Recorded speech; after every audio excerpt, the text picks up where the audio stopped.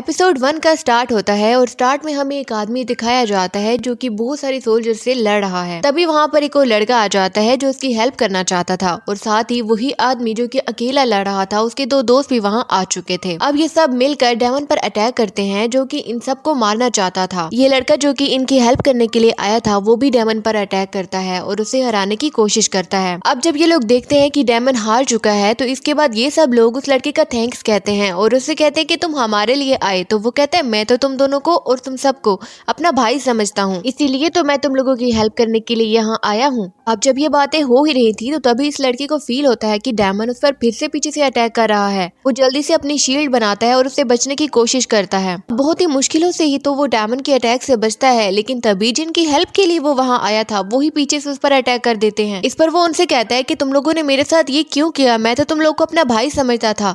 तो वो उससे कहते हैं कि हम ही अकेले इस जगह पर राज करना चाहते हैं और हम नहीं चाहते कि तुम भी हमारे साथ यहाँ पर राज करो, इसीलिए हमने तुम्हें खत्म करना है। और तो और हम तुम्हारे सोल पावर की कोर भी लेना चाहते हैं। इसके बाद ये लोग उस पर अटैक कर देते हैं। मरने से पहले वो उन सबसे कहता है कि मेरी वाइफ को छोड़ दो। तो वो कहते हैं कि हम तुम्हें भी मार देंगे और हम तुम्हारी वाइफ को भी नहीं छोड़ेंगे, उसे भी मार देंगे। और उससे कहते हैं कि हम तुम्हें एक ऐसी कर्स देंगे जिसके बाद तुम जिंदा भी नहीं हो सकोगे दोबारा। और फिर उसको मार देते हैं और उसकी सोल पावर बाहर आ जाती है। उसकी सोल पावर बहुत ज्यादा स्ट्रांग थी और जैसे ही वो बाहर आती है तो ये दोनों उसको जल्दी से कर्स दे देते हैं और उसकी सोल पावर को अपने अंदर एब्जॉर्ब करने लगते हैं ताकि इसका नाम निशान मुकम्मल तौर पर खत्म हो जाए। मगर उसने भी मरने से पहले प्रॉमिस किया था कि मैं इन सब से बदला जरूर लूंगा, अपना भी और अपनी वाइफ का भी। इसके बाद बहुत टाइम के बाद का सीन दिखाया जाता है जहां एक लड़की जिसकी की शादी होने वाली है, इसके बावजूद वो एक और लड़के के साथ है और उसके साथ प्लानिंग बना रही है उसी की फैमिली को खत्म करने की जिसके साथ की उसकी शादी होने वाली है। लेकिन तभी बाहर से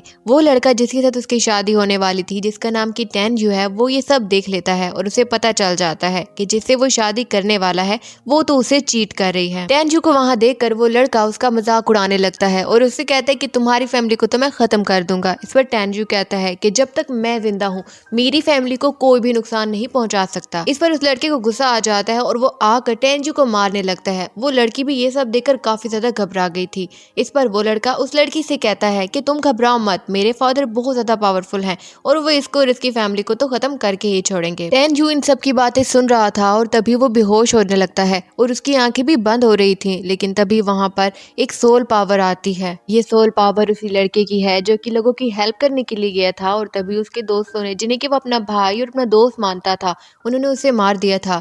वही सोल पावर यहाँ आई है टेंजू को बचाने के लिए। ये सोल पावर टेंजू को सारी बात समझाती है कि किस तरह से वो अपने दोस्तों को बचाने गया था और कैसे वो उसे मारना चाहते थे, लेकिन उसकी सोल पावर इतनी ज्यादा स्ट्रांग थी कि वो उसे डिस्ट्रॉय नहीं कर सके और उन्होंने उसे एक कर्स दे दिया। वो उसे बताता है कि तुम आखिरी हो और अगर तुम मर गए तो फिर मेरी सोल पावर मुकम्मल तौर पर खत्म हो जाएगी। लेकिन टेंजू को ये सारी बातें बिल्कुल भी समझ नहीं आ रही थी। इस पर वही सोल पावर उसकी फुल मेमोरी दोबारा से रिस्टोर कर देती है जिससे कि उसे सब कुछ याद आ जाता है। अब टेंजू को सब कुछ याद आ गया था और वो कहता है कि मैं अपने सारे दुश्मनों को मार दूंगा और उनसे अपना बदला पूरा करूंगा। अब जब टेंजू वहाँ से जा रहा होता है तो तभी युकिन वहाँ आ जाती है जो कि उसे ढूंढते ढूंढते वहाँ आई थी। वो उसे बहुत ज्यादा प्यार करती है लेकिन टेंजू उसे टाइम नहीं देता होता और ना ही उससे शादी करना चाहता होता था। लेकिन अब क्योंकि उसे सब याद आ गया था तो उसे ये भी याद आ जाता है कि पिछले जन्म में यही उसकी वाइफ थी और उसने एक गलत लड़की का इंतखाब किया था। अब टेंजू उसके पास जाता है और उसे अपने लिए वेडिंग ड्रेस खरीदने का कहता है।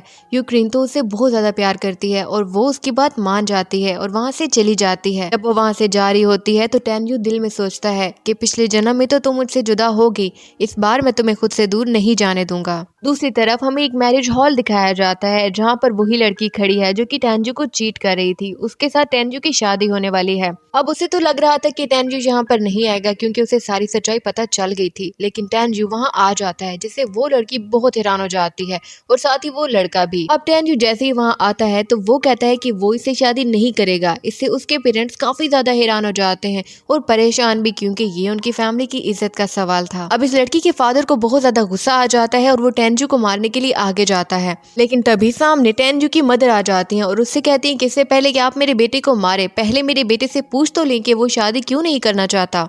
अब इससे इस लड़की के फादर को समझ आ जाती है कि हमारी तो सारी बात अब सबके सामने आ जाएगी, इसलिए वो जल्दी से अपने सभी लोगों को हुक्म देता है कि टेंजू को मार दो और वो सभी लोग सामने आ जाते हैं टेंजू को मारने के लिए। दूसरी तरफ वो लड़का जिसके साथ की ये लड़की चीट कर रही थी, उसका फादर भी मैदान में आ जाता है टेंजू को खत्म करने के लिए। यहाँ टेंजू इन सब के सामने रिवील करता है कि ये सब लोग हमारा अच्छा नहीं चाहते, बल्कि ये लोग तो हमें खत्म करना चाहते हैं और इसके लिए इनकी बेटी दूसरे लड़के के साथ मिलकर प्लानिंग भी कर रही थी। इस पर ये लोग कहते हैं कि जो भी हो, तुमने हमारी फैमिली के साथ ये शादी का रिश्ता तोड़कर हमारी बेइज्जती की है और अब हम तुम लोग को खत्म कर देंगे। वहाँ बैठे सभी लोग काफी ज्यादा हैरान हो गए थे ये सब कुछ देखकर, और वो जानते थे कि ये लोग काफी ज्यादा पावरफुल हैं और इसलिए टैन फैमिली का बचना अब मुश्किल ही है। तभी ये सब लोग मेडिसिन मास्टर के बारे में भी बात करने लगते हैं। ये मास्टर इतना ज्यादा पावरफुल है कि इन लोगों के हिसाब से अगर वो चाहे तो टेंजू की फैमिली को बचा सकते हैं। अब जैसे ही मेडिसिन मास्टर वहां पर आते हैं तो टेंजू के डैड उनसे कहते हैं कि प्लीज आप हमारी हेल्प करें, ये लोग हमें मारना चाहते हैं। इस पर मेडिसिन मास्टर उनका साथ नहीं देता और कहता है कि मैं ऐसा नहीं करूंगा, क्योंकि टेंजू ने इनकी बेइज्जती की है किसी प्रूफ के बिना। वो कैसे कह सकता है कि ये लोग उसकी फैमिली के खिलाफ प्लानिंग कर रहे हैं, उसके पास कोई प्रूफ तो नहीं है ना। इसके बाद टेंजू उस मेडिसिन मास्टर के सामने आता है और उनसे कहता है कि आप जो मेडिसिन इतने सालों से बनाने की कोशिश कर रहे हैं उसका प्रेस्क्रिप्शन मेरे पास है। ये सुनकर मेडिसिन मास्टर काफी ज्यादा हैरान हो जाता है और फौरन से टेंजू के सामने आता है और उससे कहता है कि मुझे वो प्रेस्क्रिप्शन दे दो। इस पर टेंजू कहता है कि हाँ मेरे पास है, मैं आपको दे दूंगा, लेकिन इसके लिए आपको भी कुछ करना होगा मेरे लिए। अब इस पर वो मेडिसिन मास्टर कहता है कि हाँ बताओ, मैं करूंगा, जो तुम कहोगे मैं करूंगा। तो टेंजू कहता है कि आपको 1 मंथ के लिए मेरी फैमिली को प्रोटेक्ट करना होगा। तो मेडिसिन मास्टर कहते हैं कि हाँ मैं तुम्हारी फैमिली को प्रोटेक्ट करूंगा, मुझे ये प्रेस्क्रिप्शन दे दो। तो टेंजू उन्हें वो प्रेस्क्रिप्शन दे देता है जो कि बिल्कुल सही था, उसमें कोई गलती नहीं थी। और वो कहते हैं कि मेरा प्रॉमिस है कि मैं 1 मंथ के लिए तुम्हारी फैमिली को प्रोटेक्ट करूंगा। इस पर बाकी सब लोग भी काफी ज्यादा हैरान हो गए थे और वहाँ उस लड़की का बाप भी उनसे कहता है कि आप एक दफा ये प्रेस्क्रिप्शन दोबारा से चेक तो कर लें। तो वो कहता है मैंने इसको अच्छे से चेक कर लिया है, ये बिल्कुल ठीक है और अब कोई भी इनकी फैमिली को नुकसान पहुंचाने का सोचे भी नहीं।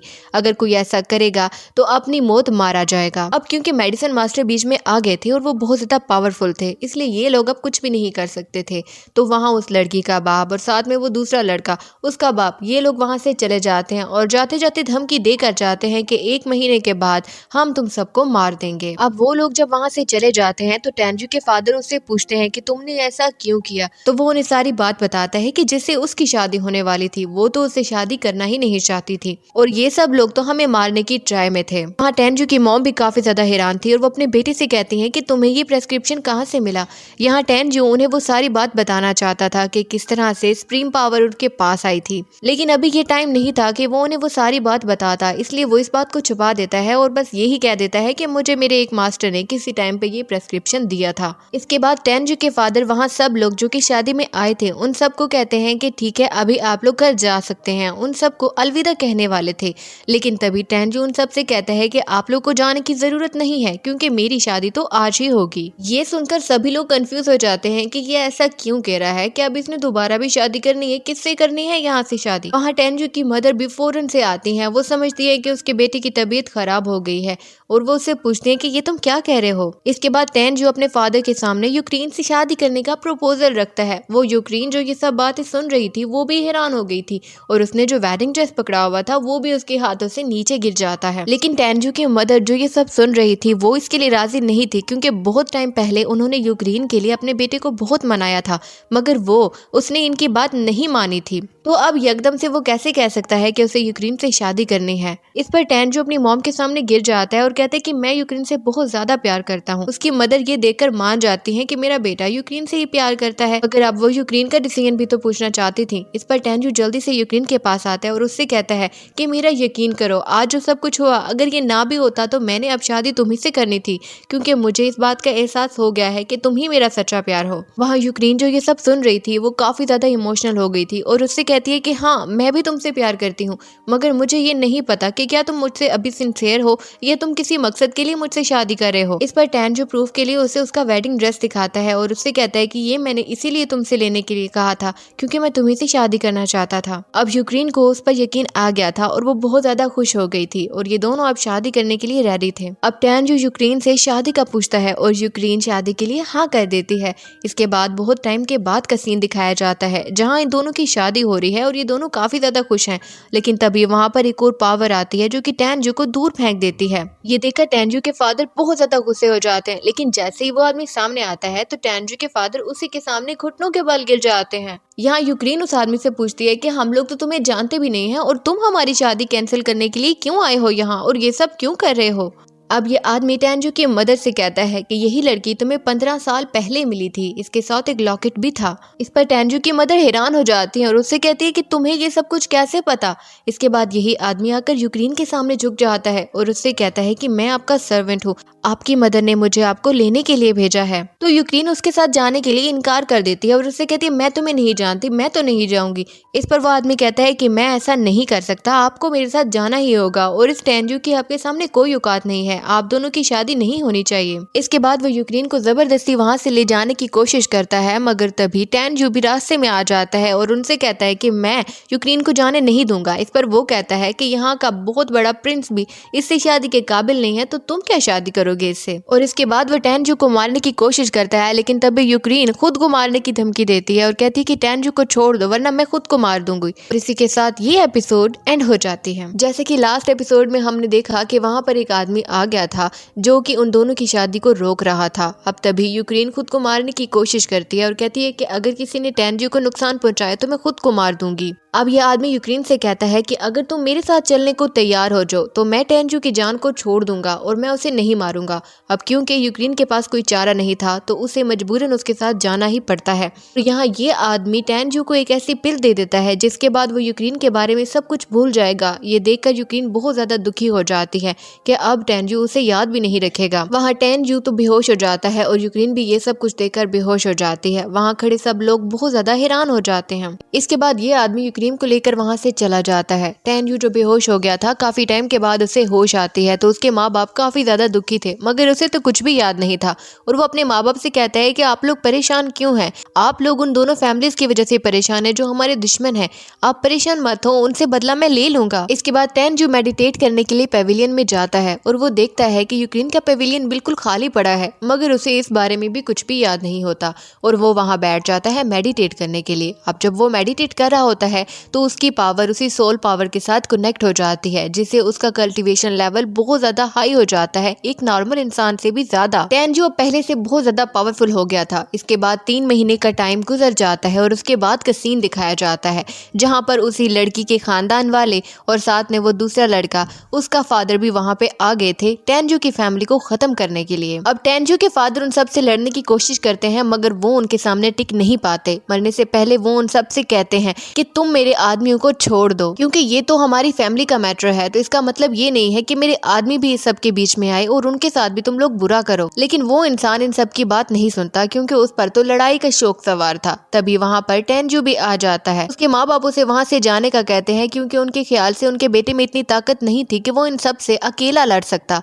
मगर टैनजू अपने माँ बाप के पास आता है और उनसे कहता है कि आप मुझ पर भरोसा करें, आप मेरा यकीन करें, मैं इन सबको सबक सिखा दूंगा, मेरे होते हुए हमारी फैमिली को कोई भी नुकसान नहीं पहुंचा सकता। इसके बाद टैनजू उन सब से कहता है कि तुम लोगों में से आज कोई भी जिंदा वापस नहीं जाएगा। इस पर उन दोनों को बहुत ज्यादा गुस्सा आ जाता है और वहाँ वो दूसरा लड़का जिसका नाम की जिया नाम था, उसका बाप टैनजू को मारने के लिए आगे बढ़ता है तो उसका बेटा जिया नाम उसे रोक लेता है और कहता है कि मैं 7वें लेवल का हूँ और ये तो 6ठे लेवल का है, इसे मैं अकेला ही सबक सिखा सकता हूँ। लेकिन जब इन दोनों का सामना होता है तो टैनजू काफी ज्यादा पावरफुल था और वो बहुत ही आराम से जीएनएम को हरा देता है और उसकी गर्दन पकड़ के उसे ऊपर उठा लेता है। ये सब लोग देखकर काफी ज्यादा हैरान थे। जीएनएम का फादर टैनजू से कहता है कि मेरे बेटे को छोड़ दो। टैनजू जीएनएम के फादर से कहता है कि तुम मेरे सामने घुटने टेको तभी मैं तुम्हारे बेटे को छोड़ूंगा। इसके लिए वो उसके सामने घुटने टेकने पर भी मजबूर हो जाता है। हाँ, वो लड़की जिसके साथ टैनजू की पहले शादी होने वाली थी मगर उसने इसे चीट किया था, वो भी काफी ज्यादा दुखी हो गई थी। यहाँ टैनजू अब जीएनएम को छोड़ने ही वाला था, लेकिन उसे अपनी बेइज्जती याद आ जाती है और वो फिर से जीएनएम को अच्छा खासा मारता है। अपने बेटे की ये हालत देखकर जीएनएम के फादर कहते हैं कि मैं तुम लोगों को नहीं छोड़ूंगा।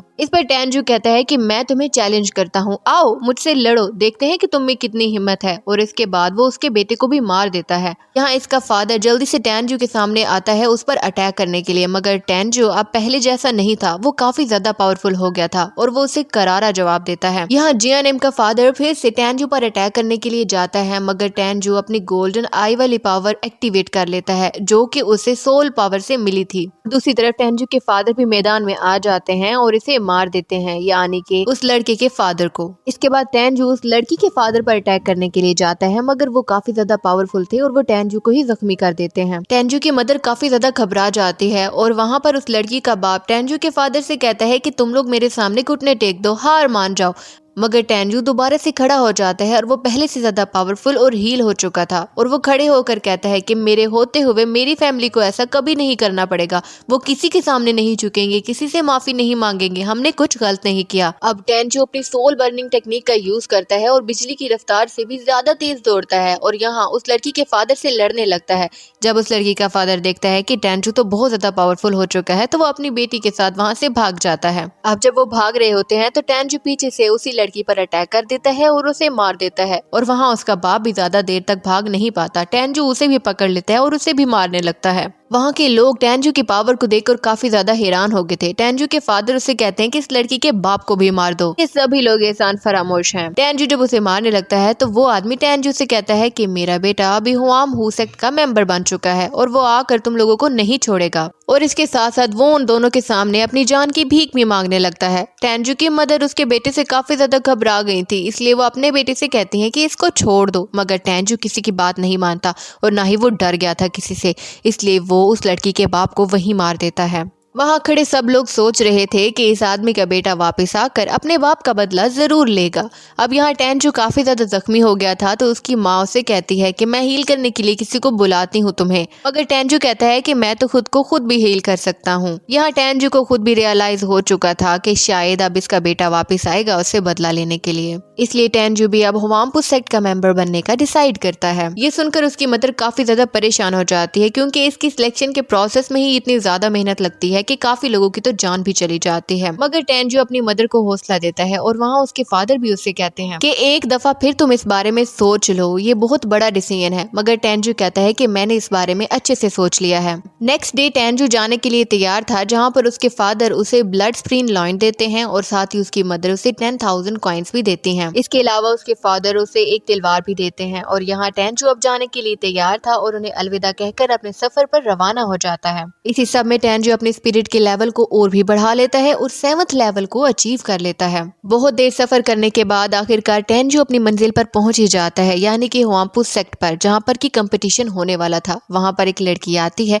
जो कि देखने में एक परी की जैसी थी, बहुत ही ज्यादा खूबसूरत। इसी ने उन सबका टेस्ट लेना था। सब लोग उसका वेलकम करते हैं और ये लड़की आकर सबको बताती है कि ये कंपटीशन बस एक राउंड का है और जो कोई भी इसके एंड तक बना रहेगा वो ही इस कंपटीशन को जीतेगा। इसके अलावा वो सब लोग को वार्निंग भी करती है कि ये कंपटीशन बहुत ज्यादा मुश्किल होगा, हो सकता है तुम में से किसी की जान भी चला जाए, इसीलिए अगर कोई वापस जाना चाहता है तो अभी वापस जा सकता है। मगर वो सब लोग काफी ज्यादा स्पिरिटेड थे और कोई भी वहाँ से वापस नहीं जाना चाहता था। इसके बाद ये लड़की इन सब के सामने एक स्पिरिटेड टाइगर उतारती है और उन सब से कहती है कि इसके दौरान कोई भी अपने वेपन को यूज नहीं करेगा। इसके बाद कंपटीशन स्टार्ट होता है और यही आइस टाइगर सबके ऊपर आइस फायर बरसाने लगता है। इस आइस फायर की पावर बहुत ज्यादा थी और बहुत से लोग तो कंपटीशन से बाहर भी हो चुके थे और यहाँ ये टाइगर इस फायर की पावर और भी ज्यादा बढ़ा देता है और इसके बाद अब वहाँ पर सिर्फ और सिर्फ 4 कैंडिडेट्स ही बाकी रह चुके थे। यहाँ टेंजू भी बहुत ही आसानी से इस फायर को बर्दाश्त कर रहा था क्योंकि उसके अंदर की सुप्रीम पावर तो इतनी ज्यादा स्ट्रांग थी कि वो इस फायर को बहुत ही आराम से सह सकती है। यहाँ महंगाई भी इसको देखकर काफी ज्यादा इम्प्रेस हो चुकी थी क्योंकि इतनी ज्यादा प्रेशर को बर्दाश्त करना किसी आम इंसान के बस की बात नहीं है। और इसी के साथ ये एपिसोड एंड हो जाती है।